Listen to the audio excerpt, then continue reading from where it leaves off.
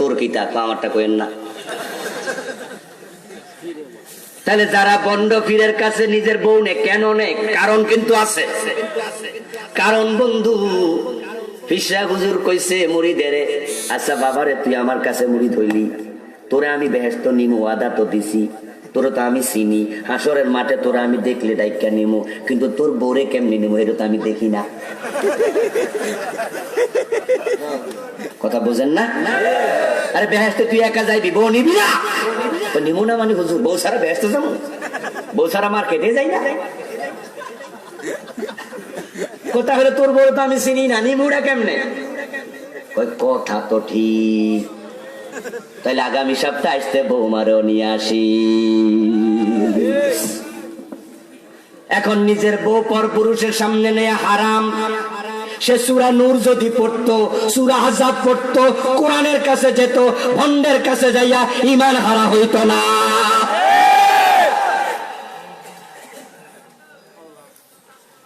যে কিতাব যে ওহী আপনাকে জান্নাতের পথ দেখাবে, সে কিতাব তো ছেড়ে দিছেন। এই জন্য আমার ওয়াজ আজকে কম হবে, তবে ভালো করে পারি নেবেন। জান্নাতের পথ যারা পেতে চান তারা কোরআন হাদিসের কাছে যাইতেই। আপনি কি ভাবছেন কোরআন হাদিস ছাইরা দিও আপনি মোমেন? কে বলেছে আপনাকে? কোরআন হাদিস ছাড়বেন যখন শয়তান ঈমান কাইরা নিয়ে যাবে তখন। ফাকিহুন ওয়াহিদুন আশাদ্দু আলা শাইতানি মিন আলফি আবিদ। যারা কোরআন হাদিসের পণ্ডিত, শয়তান তাদের কাছে যাইতে হিসাব করে যায়। কোরআন হাদিসের পণ্ডিতদেরকে দিয়া, আলেমদেরকে দিয়া শয়তান কবিরা গুনাহ করাতে পারে, সগীরা গুনাহ করাতে পারে, নামাজও কাজা করাতে পারে। কিন্তু কোরআনের বড় আলেমের ঈমান কাইরা নেয়া শয়তানের জন্য অনেক কঠিন। 1000 তাহাজ্জুদওয়ালা তাহাজ্জুদ ছাড়ে না এমন নন আলেম, আলেম না, কোরআন হাদিসের পণ্ডিত না, তাদের ঈমান কেড়ে নেয়া শয়তানের জন্য একবারে সহজ, কিন্তু একজন বড় আলেমের ঈমান কেড়ে নেয়া তার জন্য অনেক কঠিন।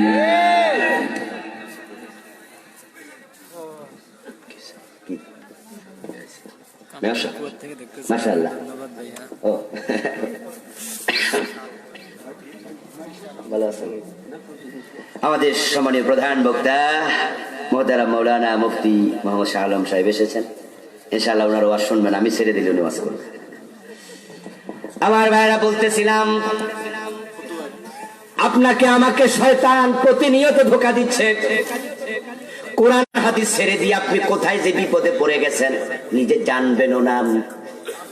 বলুন তো, 71-এ বাংলাদেশে মানুষ ছিল 7.5 কোটি, তার মাঝে 90% মুসলমান। হিসাব করলে মুসলমানের সংখ্যা হয়ে যাবে 7 কোটি, আর 50 লাখ ধরেন কাফের। এখন 2020 সন চলে, এখন মানুষ হইল 18 কোটির বেশি, তাহলে মুসলমানের সংখ্যা হয়ে গেছে 18 কোটির কাছাকাছি। 1971 সনে ছিল 7 কোটি, এখন হয়েছে 18 কোটি। সবাই একটু বলুন তো, মুসলমান কমছে না বাড়ছে? বাড়ছে। আর আজ থেকে 20 বছর পরে মুসলমান কমে যাব না আরো বাড়বো? 30 বছর পরে, 40 বছর পরে। এখন তামাম পৃথিবীতে মুসলমান 250 কোটি। এত মুসলমান পৃথিবীতে আর কখনো একসাথে ছিল না। নিয়মিত মুসলমান বাড়তেছে। এইভাবে যদি মুসলমান বাড়তে থাকে তাহলে কিয়ামত কেমনে হইব? হাদিসে তো আছে, একজন মুমিন থাকলেও কিয়ামত। আল্লাহ প্রতিদিন বাড়তেছে, কিয়ামত হওয়ার তো কোনো সুযোগই নাই। বলুন তো, কিয়ামত কি পিছাচ্ছে না আগাচ্ছে? যেদিন কিয়ামত হবে বাইতুল মুকাররমে 5 ওয়াক্ত নামাজ হবে, যেদিন কিয়ামত হবে মসজিদে নববীতে নামাজ হবে, আযান হবে। বাংলাদেশের বাইতুল মুকাররমে মসজিদে জায়গা দেয়া যাবে না। কিয়ামত হবে শুক্রবারে আসরের পরে, ওই দিনও জুমার নামাজে কোটি কোটি মানুষ যাবে। মসজিদের 5 তলা 7 তলাও জায়গা হবে না। তাহলে কিয়ামত কেমনে হবে? কালেন নবী সাল্লাল্লাহু আলাইহি ওয়াসাল্লাম,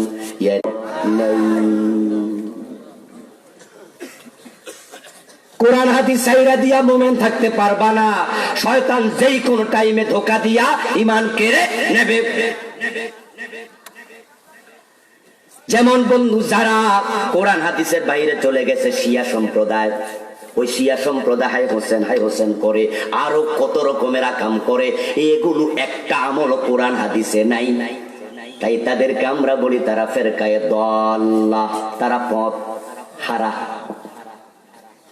শিয়াদের মসজিদ আছে না নাই? ঢাকা মোহাম্মদপুরে গেলে দেখবেন বিশাল মসজিদ, ওই জায়গাটার নামে হইয়া গেছে শিয়া মসজিদ। শিয়াদের মসজিদে কি আজান হয় না? কাদিয়ানীদের কি মসজিদ নাই? তারা কি নামাজ পড়ে না? কোরআন হাদিসের বাহিরে চলে যাচ্ছে। আল্লাহ কো আমার নবী শেষ নবী, কাদিয়ানীরা মানলো না। তাই নামাজ রোজা করার পরেও তাদের ঈমানটা থাকলো না। তারা জান্নাতের পথ প্রাপ্ত না, জান্নাতের পথ হারা। শিয়ারা যে আমলগুলো করছে অধিকাংশ বেদাতি আমল, তাদের আমলগুলো কোরআন হাদিসের সাথে মিলে না, চিন্তাধারা মিলে না, তাই শিয়ারা পথ হারা। কোরআন হাদিসে যেটা নাই সেটা করলে ঈমানের রাস্তায় থাকা যায় না। 12 রবিউল আউয়াল আসলো, আপনি ঈদ মিলাদুন নবী কইরা মিছিল দিলেন। মানুষ মারা যাওয়ার পরে কবরে আজান দেয়, আজান শুরুর আগে দুরূদ শরীফ পড়ে, এমন কিছু লোক আছে না নাই? আজানের আগে আসসালাতু ওয়াসসালামু আলাইকা ইয়া রাসূলুল্লাহ, আসসালাতু ওয়াসসালামু আলাইকা ইয়া হাবিবাল্লাহ, দুরূদ শরীফ পড়তেছে। অথচ বিশ্ব নবী সাহাবাদের আজান শিখাইছেন, আজান শুরু হবে আল্লাহু আকবার শব্দ দ্বারা। তুমি দুরূদ শরীফ এখানে পাইলা কোথায়? এই হালকামি করবেন না আমার বন্ধু। আপনি বলবেন ভাই আমার দুরূদ শরীফ তো ভালো জিনিস, আমি বলবো হ্যাঁ দোস্ত নিশ্চয়ই ভালো, কোনো সন্দেহ নাই। কিন্তু শোনো, কান খুলে শোনো, মাগরিবের ফরজ কয় রাকাত? 2 রাকাত পড়ার পর আত্তাহিয়াতু আছে না নাই? আত্তাহিয়াতুর পরে দুরূদ আসেনি? ফরজ নামাজের 2 রাকাত পড়ার পরে 4 রাকাত যদি হয়, 3 রাকাত যদি হয়, আত্তাহিয়াতুর পরে দুরূদ কি আছে? তো দুরূদ তো ভালো জিনিস, পড়ো। হানাফি মাযহাবের ফতোয়া হলো, যদি কোনো ব্যক্তি 4 রাকাত বিশিষ্ট 3 রাকাত বিশিষ্ট নামাজে আত্তাহিয়াতু পড়ার পরে 2 রাকাতের পরে আল্লাহুম্মা সাল্লি আলা মুহাম্মাদ বলে, তারপরে মনে হইছে আরে আরো তো 2 রাকাত রয়েছে, সে যদি দাঁড়ায়া যায় তাকে সেজদা দিতে হবে। দুরূদ পড়লা কেন? জরিমানা দাও। তো দুরূদ না ভালো জিনিস? আপনি মন মতো ইসলামকে বানাবেন না, কোরআন হাদিসের দিকে থাকেন। কোরআন হাদিসে যেটা নাই সেটার নাম ইসলাম হতে পারে না। এখন একদল লোক ইল্লাল্লাহ ইল্লাল্লাহ জিকির শুরু করছে। আমরা বলছি রাসূল কোনদিন করে নাই, তারপরও তারা গোরামি করতেছে। তারা শিয়াদের হাই হোসেনের ব্যাপারে জিজ্ঞাসা করলে কয় এটা হাদিসে নাই, এটা করা যাবে না। ঈদে মিলাদুন নবী করো, কয়টা হাদিসে নাই, করা যাবে না। মানুষ বললে কবরের মাঝে আজান দেও কেন? কি সুন্দর যুক্তি। হুজুর আজান কেন দেই শোনেন, কারণ যখন ফেরেশতা প্রশ্ন করবে মান রাব্বুকা, শয়তান কবরের ভিতরে ঢুইকা ওই বেটার ইশারা দিয়া কয় আমার নাম ক, আমার নাম ক, আমারে দেখাই দে, ওইটা আমার খোদা। তখন তো বেটা যদি দেখায়, বেটার তো খবর আছে, তাই আমরা আজান দেই ফেরেশতা যেন কবরে ঢুকতে না পারে। আজান দিলে শয়তান পালায়া যায়, এমন হাদিস আছে না নাই? হ্যাঁ হাদিস আছে, আজান শুনে শয়তান পালায়, পিছন দিয়ে হাওয়া ছাড়তে ছাড়তে পালায়। ওরা কত সুন্দর যুক্তি বের করছে, আজান দিলে যেহেতু শয়তান পালায়া যায়, কবর দিয়া কবরের উপরে খাড়াইয়া 4 জন 4 কোনায় জোরে আজান মারা শুরু করবো, শয়তানের বাচ্চা ডুববো কেমনে? কি মজার যুক্তি। ওই মুর্দার ইমান বাঁচানোর জন্য তুমি আজান দেও, তোমার যুক্তি বুঝি বিশ্ব নবী বোঝে নাই। তখন তুমি বলো ইল্লাল্লাহ জিকির চলবে, এটা না থাকলেও চলবে, গোরামি করতে থাকো কেন রে দোস্ত? 1 কোটি টাকার চ্যালেঞ্জ দেয়, আরেকবার দেখলাম বিরিয়ানির উদাহরণ দেয়। কি আজীব তোমাদের চ্যালেঞ্জ, তোমাদের উদাহরণ বিরিয়ানি, এতে প্রমাণ করে তোমাদের কাছে কোরআন হাদিসের দলিল নাই, থাকলে আর চ্যালেঞ্জ দেয়া লাগতো না। জান্নাতের পথে চলতে যদি চান সব গোরামি ছেড়ে দিয়ে কোরআনের কাছে হাদিসের কাছে আসা দরকার আছে না নাই? কোরআন বাড়িতে আছে না?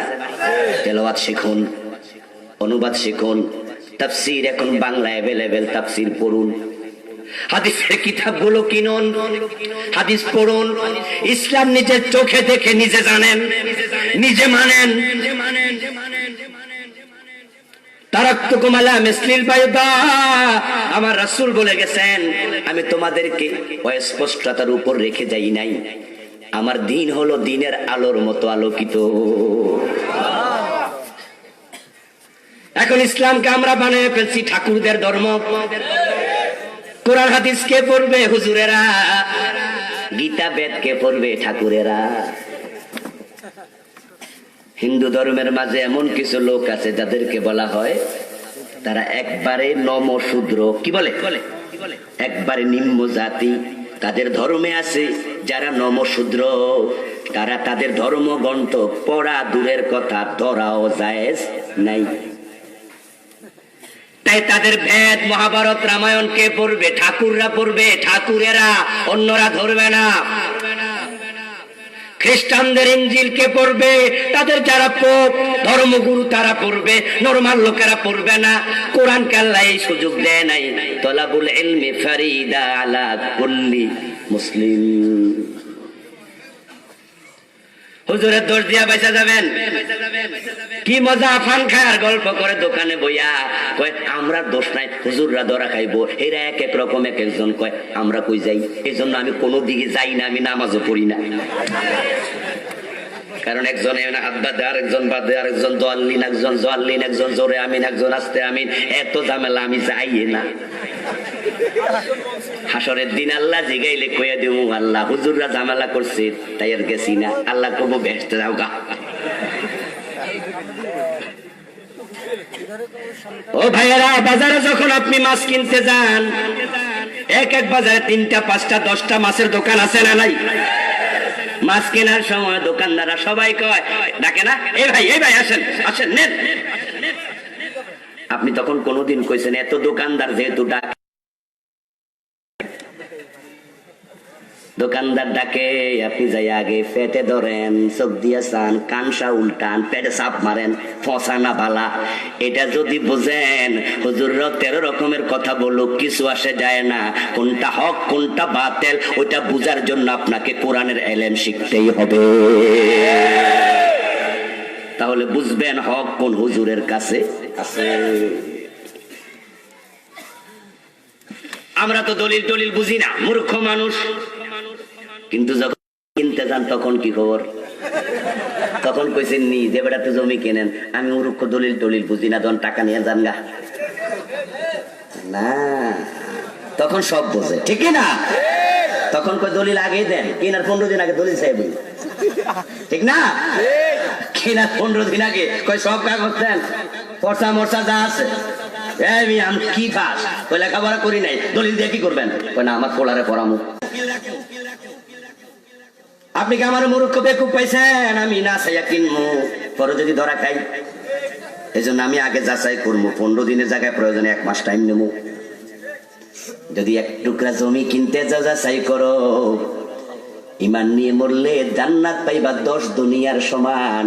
ওই ইমানটা ঠিকঠাক আছে কিনা, আমল ঠিক আছে কিনা, আরো বেশি যাচাই করা দরকার আছে না না? এই জন্য হেদায়েতের কিতাব কোরআন হুদাল লিল মুত্তাকিন, এই কিতাব এত দামি যে পড়তে বের হয় তার পায়ের নিচে ফেরেশতা পাখা বিছাতে থাকে। যে আলেম হয় তার সম্মান আকাশের তারকার চেয়ে বেশি। ফাদলুল আলিম আলাল আবিদ কাফাদলি আলা আদনাকুম, ফাদলুল আলিম আলাল আবিদ কাফাদলিল কমর আলা সাইরিল কাওয়াকিব লাইলাতাল বদর। একজন আলেমের দাম আল্লাহ কোরআনের সম্মানে এত বাড়াইয়া দেন। রাসূল বলেন তোমাদের মাঝে আলেমের সম্মান ঠিক তেমন সমস্ত মানুষের উপরে আমি নবী মুহাম্মদের সম্মান যেমন। কাফাদলি আলা আদনাকুম, কোরআনের আলেম হয়ে যান। যারা কলেজ ইউনিভার্সিটি পড়েন তারা মনে মনে কন হুজুর সব নিজের পক্ষে ওয়াজ আজকে চলতেছে, আমরা আলেম হব কেমনে? আমি বলবো দোস্ত রে, আলেম হওয়ার জন্য আমার মতো বড় টুপি দরকার নাই, আমার মতো বড় কুর্তা দরকার নাই।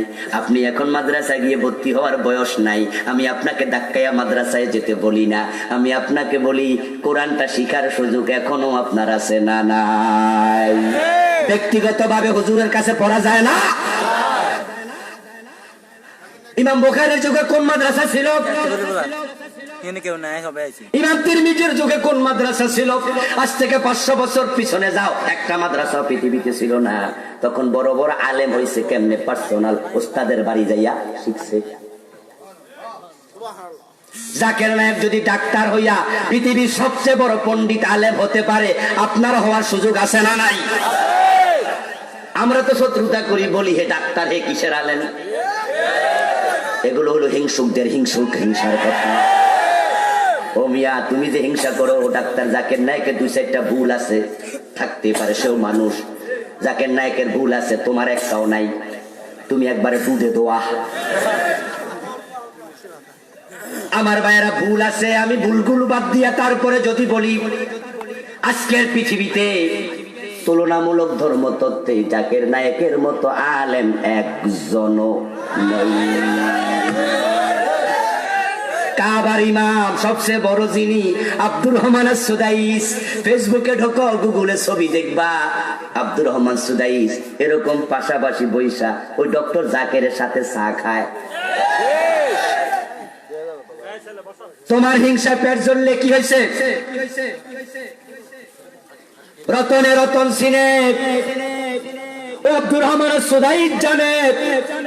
আব্দুর রহমান সুদাইস কোরআনের অনেক বড় আলেম, হাদিসের অনেক বড় পণ্ডিত, পিএইচডি হোল্ডার, ইউনিভার্সিটির উনি হলেন প্রফেসর, ডক্টর। কিন্তু তাওরাতের এলেম, ইনজিলের এলেম, বেদের এলেম, ত্রিপিটকের এলেম এটা জাকিরের আছে, এটা আব্দুর রহমান সুদাইসেরও নাই। খুররম জামুরাদ পাকিস্তানের ভদ্রলোক, কাবার বর্তমান যে ডিজাইনটা আছে এটা উনি করছেন, ইঞ্জিনিয়ার ছিলেন, কিন্তু কোরআনের এত বড় আলেম ছিলেন। উনার লেখা বই আমি পড়েছি, ইসলামী আন্দোলনের কর্মীদের পারস্পরিক সম্পর্ক, খুররম মুরাদ, খুররম জামুরাদ। আপনি পড়লে দেখবেন প্রতিটা পৃষ্ঠার মাঝে 2টা 3টা 5টা আয়াত, শত শত আয়াতের আলেম মুখস্থ আছে। এমন আয়াত মুখস্থ করছে অনেক দাওরা 5টা ইটেল পাশও এত মুখস্থ পারে না। ইঞ্জিনিয়ার হইয়া বেটা পারে, ডাক্তার হইয়া জাকির নায়েক পারে, আপনি কি পারবেন না? ওয়ালাকাদ ইয়াসসারনাল কুরআনা লিযিকর ফাহাল মিন মুদ্দাকির। আল্লাহকে আমি বুঝার জন্য, শিখার জন্য, জানার জন্য এই কিতাব সহজ করে দিছি। 3 বছরের বাচ্চা ইয়াসিন মুখস্থ করতে পারে, 5 বছরের বাচ্চা 30 পারা পারে, 50 বছরে দেখে দেখে পারো না। আল্লাহর সামনে লজ্জা লাগবে না? চেহারা নিয়ে হাজির হইবা কেমনে?